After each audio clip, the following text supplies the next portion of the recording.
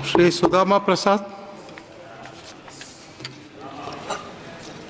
माननीय सभापति महोदय, आपका आभार, आपने मुझे बोलने का मौका दिया। सरकार हमसे खजाने की चाबी मांग रही है कि खजाने का चाबी दिया जाए पैसा खर्च करने के लिए। तो ये खजाने की चाबी इसलिए दी जाए ताकि आम जनों की जो हित में लोक कल्याणकारी योजनाएं चलाई जाती हैं उनमें ये भारी कटौती करके दोनों हाथों से अपने कॉरपोरेट मित्रों पर धन की वर्षा कर सकें, इसलिए तो चाबी नहीं दी जाएगी।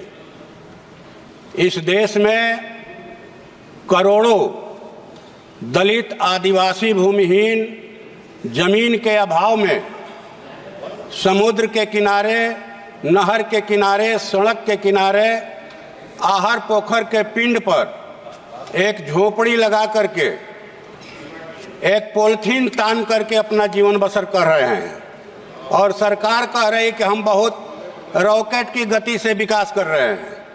तो महोदय, जिन लोगों का इस देश की अर्थव्यवस्था के विकास में भारी योगदान है, वो खेतों में खट करके अनाज पैदा करते हैं, देश का पेट भरते हैं।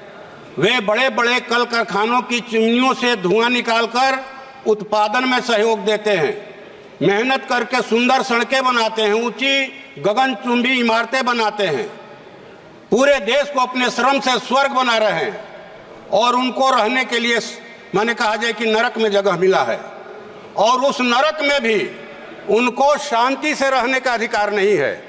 विकास के नाम पर, सौंदर्यीकरण के नाम पर, अतिक्रमण के नाम पर हमेशा उनकी झोपड़ियों पर बुलडोजर चलाया जाता है। इसलिए मैं सरकार से ये मांग करता हूं कि देश में वो भूमि सुधार लागू करे। देश में अभी बिहार में 2010 में भूमि सुधार आयोग का गठन हुआ था, जिस आयोग ने कहा कि 21,85,000 एकड़ जमीन सीलिंग से फाजिल जमीन है, सरकारी जमीन है, जिस जमीन पर भूमि माफियाओं का, भूस्वामियों का राइफल बंदूक के बल पर कब्जा है, इस जमीन को भूमिहीनों में बांटना चाहिए। और आयोग की सिफारिश यह भी थी कि बटाईदारी पर ज़्यादा खेती हो रही है, इसलिए कृषि बजट का लाभ दिलाने के लिए बटाईदार किसानों को पहचान पत्र दिया जाए।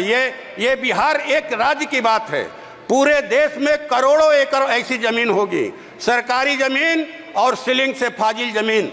मेरी मांग है आपके माध्यम से सरकार से कि देश में भूमि सुधार लागू किया जाए और भूमिहीनों को खेती लायक जमीन और बासगीत जमीन दिया जाए। ये मेरी आपके माध्यम से सरकार से मांग है। दूसरी बात कि 11 करोड़ निवेशकों का 2.5 लाख करोड़ रुपया सहारा इंडिया में जमा है महोदय। पैसे के इंतजार में 3970 निवेशकों की मौत हो गई, 65 अभिकर्ताओं की मौत हो गई, एजेंटों की। ये पैसा गरीबों का पैसा है, देश के मध्य वर्ग का पैसा है, जिन्होंने अपने बहन बेटियों की शादी के लिए, बाल बच्चों की पढ़ाई के लिए, अपने संकट के दिनों के लिए वो पैसा जमा किया था और ये पैसा नहीं देना चाहते हैं। माननीय महोदय, ये बड़े दुख की बात है कि सरकार कह रही है कि हम पैसा देना चाहते हैं और लोग पैसा लेने के लिए नहीं आ रहे हैं। गांव में जो रोपनी डोहनी करने वाली महिलाएं हैं खेतों में, शहरों में जो झाड़ू पोछा का काम करती हैं दाई महिलाएं, रिक्शा टेम्पू ठेला चलाने वाले लोग हैं, फुटपाथी दुकानदार हैं, वो सरकार के पोर्टल के बारे में नहीं जानते, वो गांव के और कस्बे के उस एजेंट के बारे में जानते हैं, सहारा इंडिया के, जिनके मार्फत उन्होंने पैसा जमा किया। महोदय, आपके माध्यम से सरकार से हमारी मांग है कि ये पैसा एजेंटों के मार्फत दिलवाया जाए निवेशकों को। ये पेट पर लात पड़ रहा है उनका, कहे कि हुक उठती है जब वो हमसे कहते हैं, उनके अंदर हुक उठती है। तीसरी बात ये महोदय कि हमारे आरा संसदीय क्षेत्र में बिजली की भारी कटौती हो रही है। जब पावर इतना पैदा हो रहा है देश में, तो ये कटौती क्यों? आधा घंटा बिजली रहती है, 3 घंटा गायब। अगर ट्रांसफार्मर खराब हो गया तो 1 सप्ताह में ट्रांसफार्मर बदला जाएगा। जर्जर तारों के गिरने के वजह से जो है वो कितने गरीब लोगों की मौत हो गई तार में सट करके। ये जबरदस्ती गांव का लाइन काटने का दबाव देकर के स्मार्ट मीटर लगाया जा रहा है। अभी बड़ा खरौनी शाहपुर में एक गांव है, वहां ये प्रयोग चला। ये स्मार्ट मीटर जो है लोगों का खून चूस रहा है। आपके माध्यम से सरकार से हमारी मांग है कि ये स्मार्ट मीटर लगाने के लिए दबाव नहीं दिया जाए, जनता पर दबाव नहीं दिया जाए कि स्मार्ट मीटर लगाना है और नहीं तो लाइन काट देंगे।